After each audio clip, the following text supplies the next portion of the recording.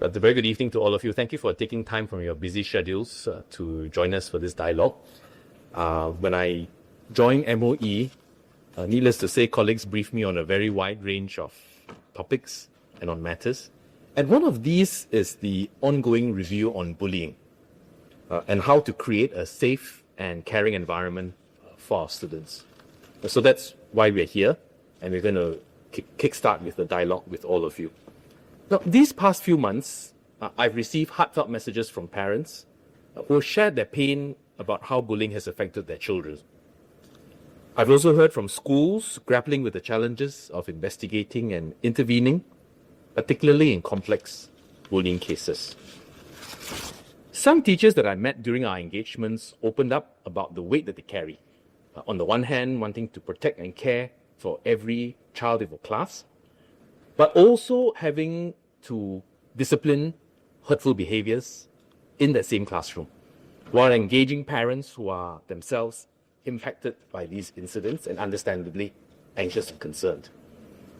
The recent series of cases that have been reported in the media, such as those in the Sengkang Green Primary School case, the viral video of a student pointing a knife at another student outside of school, and the Montfort Secondary School case, amongst others, have understandably heightened all our anxieties about the safety and well-being of our children, both in and outside school. We will do more to guide and support our children. Our schools must continue to be a safe space for children to learn the right values, discover who they are, build friendships, and fulfill their potential. Over the past few months, I had sought to better understand how colleagues at MOE, as well as our schools, approach bullying cases. Now, let me be clear from the onset that any form of hurtful behavior is wrong and unacceptable. We do not and will not condone bullying and hurtful behavior. So we start early through teaching our children through CCE, character and citizenship education, teach them to be kind, to have the courage to stand up for what's right, and to express disagreements with respect. We work hard to build a school culture in each school where this behavior can flourish. Our educators model these and create classrooms where children feel valued and safe. We also encourage students to look out for one another. We put in place systems to try to catch problems early. Teachers are trained to recognize when students might be facing difficulties with one another. Students are taught to seek help and report incidents to a trusted adult.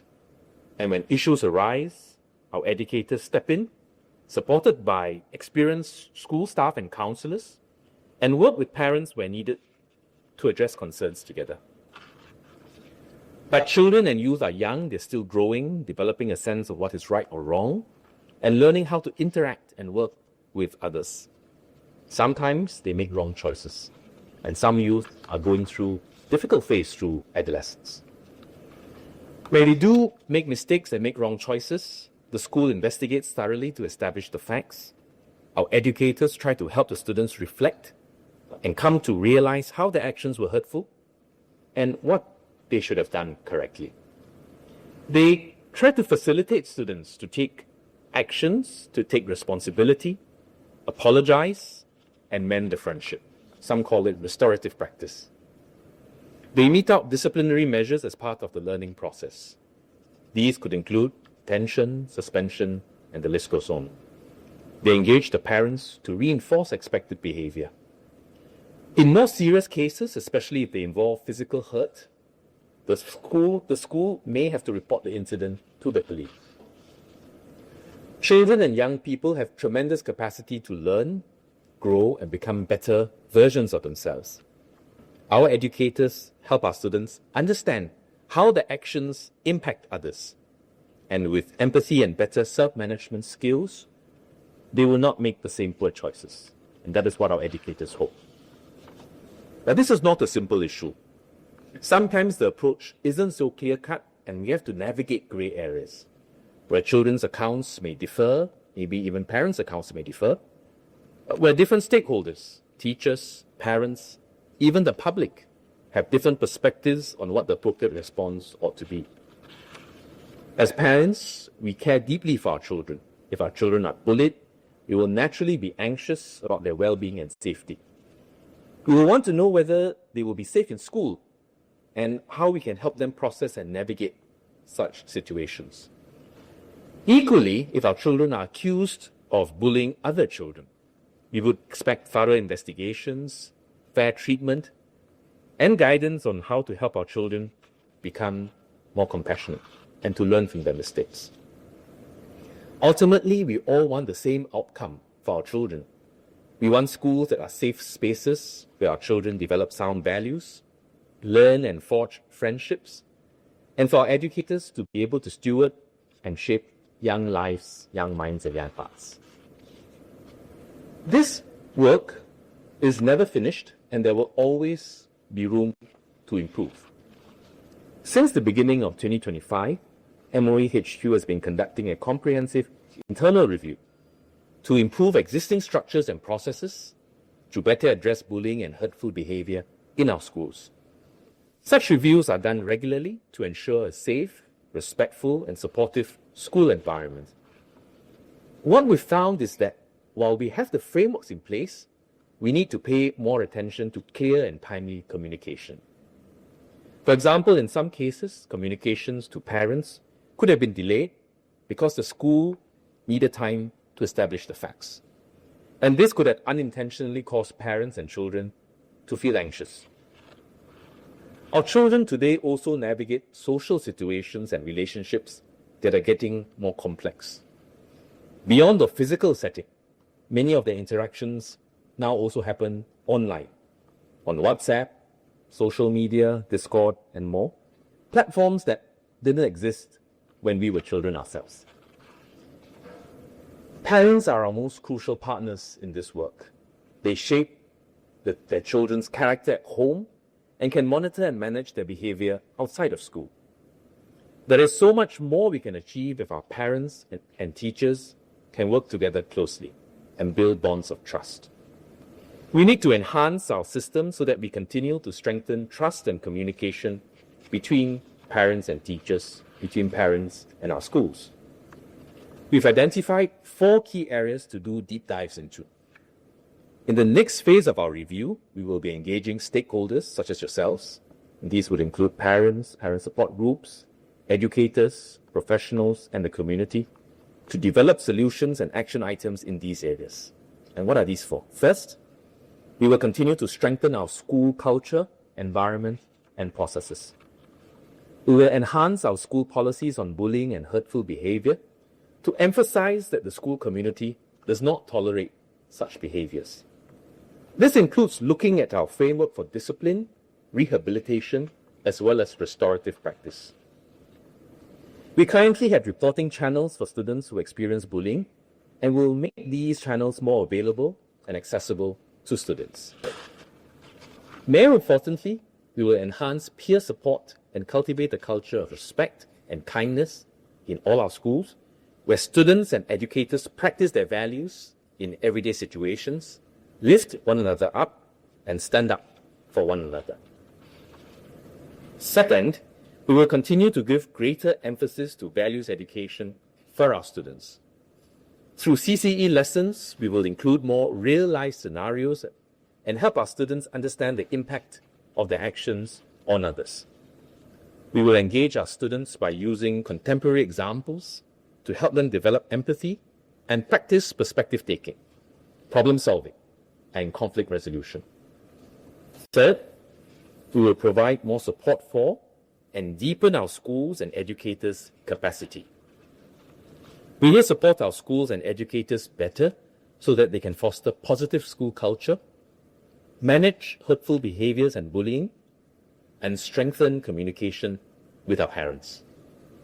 This includes professional development and exploring the use of technology to better support their learning.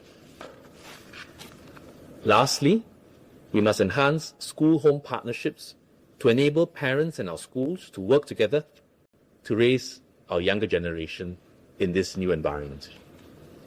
We launched our refreshed school-home partnership guidelines last year. We will continue to build trust and work with our parents through mutually respectful communication, being good role models to our children, and supporting them to develop meaningful relationships and healthy habits in this digital age. Through positive adult role modeling, both at home and in the classroom, as well as closer monitoring of our children's offline and online interactions, we can provide stronger support for their character development. We will continue to partner our parents to help their children navigate challenges when they have experienced hurtful behavior or when they have caused hurt to others. We will share resources with parents on how they can have conversations with their children to reinforce positive behaviors. These consultations and discussions will continue to the end of the year, and we want to hear from you. We will share our key recommendations and follow-up actions in the first half of next year. Let me say a few words in Mandarin, if you allow me. 我很理解家长们爱子心切，希望孩子们能在学校安全、安心的学习。有些校长和老师也和我分享，他们在处理复杂的校园霸凌事件时所遇到的种种挑战。在这里，我要强调，我们绝不容忍任何霸凌和伤害他人的行为。教育部在今年初针对校园霸凌问题展开检讨，来营造更安全的校园。在下一个阶段的检讨工作，我们将邀请教育工作者、家长、专业人士与社区代表参与，重点加强以下4个方面。第一，加强校园文化。我们要强化学校的零容忍政策，确保学生能清楚知道举报霸凌和伤害他人行为的渠道。第二，强化品格与公民教育。我们会在课程中加入更多实际的案例，来培养我们学生的同理心，并且教导学生有效解决冲突的方案。第三，增加对教师的支持和提升他们的应变能力，帮助他们更好地处理霸凌行为，也加强他们与家长有效的沟通。第四，促进学校和家庭的合作，为孩子在言行和价值观方面树立良好的学习榜样。我也要鼓励家长更密切关注孩子在线上和线下的活动，更好地引导孩子，帮助他们应对各种挑战。公众也可以提供意见，我们会仔细参考您的建议，并会在明年上半年分享结果和行动的方案。Now through this review that we're starting today, or the second phase of the review that we're starting today, we want to continue to strengthen mutual respect and trust between parents and educators who share the same aspiration of nurturing our children to their fullest potential. Part of this includes imbuing in our children the values and the competencies that will enable them to thrive in the future, and tackling bullying as well as hurtful behavior. Good values and behaviors begin at home, and they are further shaped and molded and reinforced in our classrooms. This partnership between school and home is therefore vital. And I hope that today marks the beginning of a deeper conversation between all of us who care about our children's well-being, and I look forward to working alongside with all of you in this important work.